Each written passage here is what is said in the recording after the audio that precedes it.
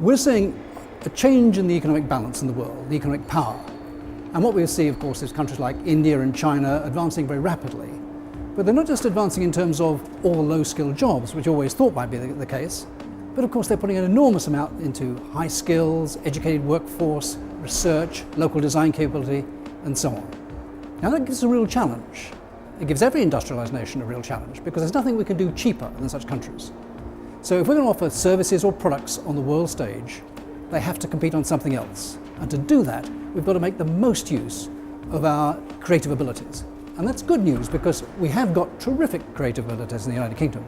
We just don't exploit them. I don't mean in terms of selling them as services around the world, but in terms of getting their skills fed into British products, British designed services, and so on. We need that to use that skill much more if we're to compete in the world and maintain our position.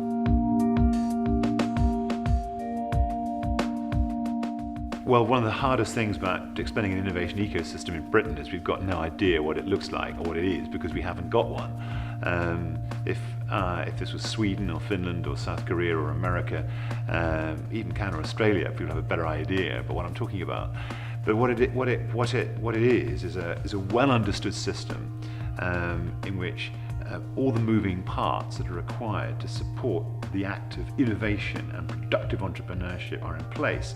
And it goes from, it's a layer of intermediate institutions. It starts with universities, research centres, horizon scanning institutions, networks of designers, networks of creative hubs, ways of mobilising finance, ways of supporting skills development. All of these ideas, these kind of big words I've just said, all have lots and lots of kind of sub-components. And the idea is to work out what all that looks like at a national level and then reproduce it in regions and cities so that if you're an entrepreneur in Leicester or Leeds or Manchester, London, you know actually who to go to. Well, I think one of the things we're going to have to get used to is it's going to be a slower growing economy, a higher tax economy, and those things mean that companies have to be a bit more innovative about their own business process, because clearly what you're likely to see is that revenue growth is going to be slower, and yet shareholders are still going to demand that profitability increases, and that requires you to be much smarter about how you run your business.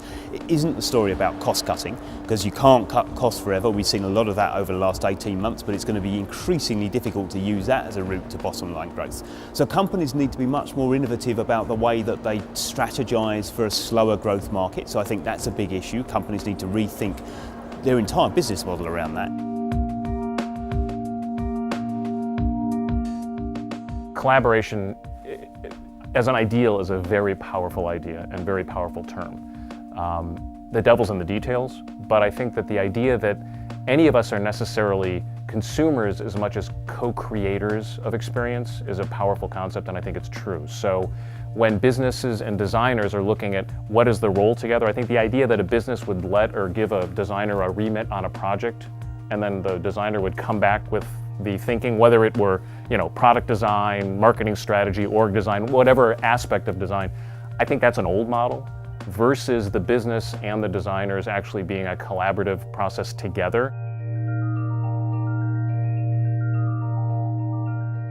You enable collaboration through, you've got two main drivers. You've got process and things like regulations and rules and pilots. That's one area you work in. And then there's the area around people and how you help them become collaborative. Because one of the challenges that most businesses and organizations face is that they think collaboration is about what you do, but collaboration is actually about who you are. It's about how you respond to different people's ideas. It's about how you respond to frustrations between two collaborating partnerships. This is where collaboration fails. Collaboration doesn't fail because you haven't got a good match. Collaboration fails just like mergers fail because the cultures don't fit.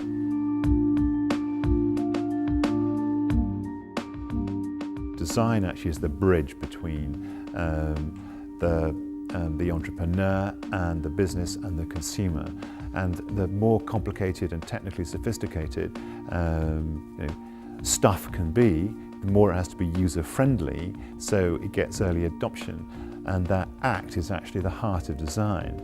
So actually design is actually a core part of the investment prospect. And design is a core way of actually translating an offer into a potential usable service. Its design is also often a way of actually improving the production process inside the organization. So I mean, I think that design is right up there with kind of R&D, universities, banks, skills as part of the innovation ecosystem.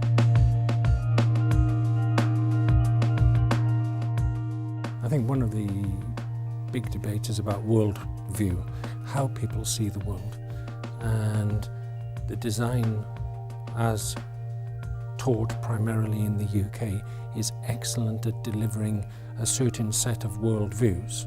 And some of that is expanding. So social innovation, public service innovation is coming into the design curricula, and people are doing it very well.